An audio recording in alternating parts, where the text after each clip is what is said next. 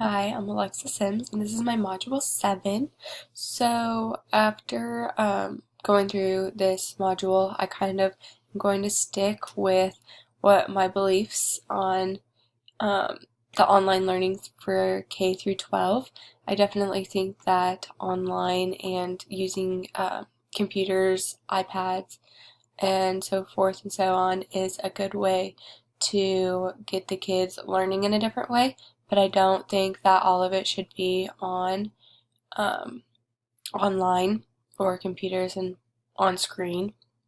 I think that it should also be paper pencil, so quizzes and tests and different assignments. Yes, you can do them online, but you should also mix it up and incorporate different things.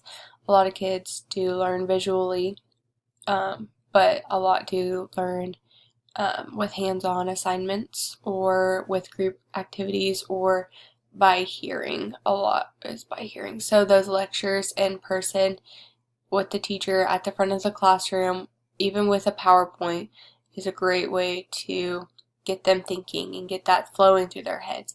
Not always do they learn by you giving them a website to go look at and them reading. A lot of times they don't want to read that. They want you to be told what the important parts are. So what you want them to learn, you need to make sure you are telling them or giving them those resources to be able to learn it. Um, I think that it is totally appropriate for students to complete online learning. I do think that there needs to be some fine lines of what they can look at, what they can be on, what kind of sites.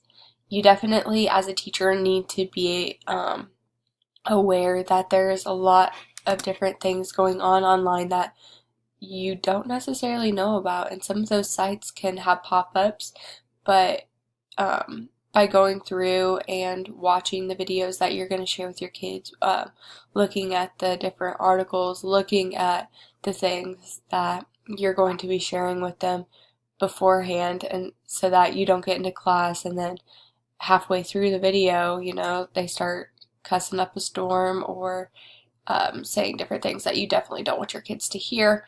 That can also cause a lot of problems with parents and administration. So definitely be cautious of what you share with your kids and just what's in the videos. Um,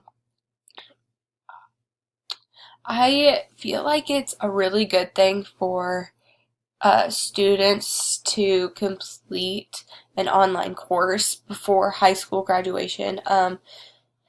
In my high school, I was allowed to take online classes through the college, and I felt like that really helped prepare me more for college and what to expect. I don't feel like at a younger level they need to really be worrying about taking online classes. So, definitely at the high school level though, I feel like that would be a good thing. I don't necessarily think it should be required, but if the school did require it, I don't think that would be a bad thing either. Um, the thing about online classes is the money.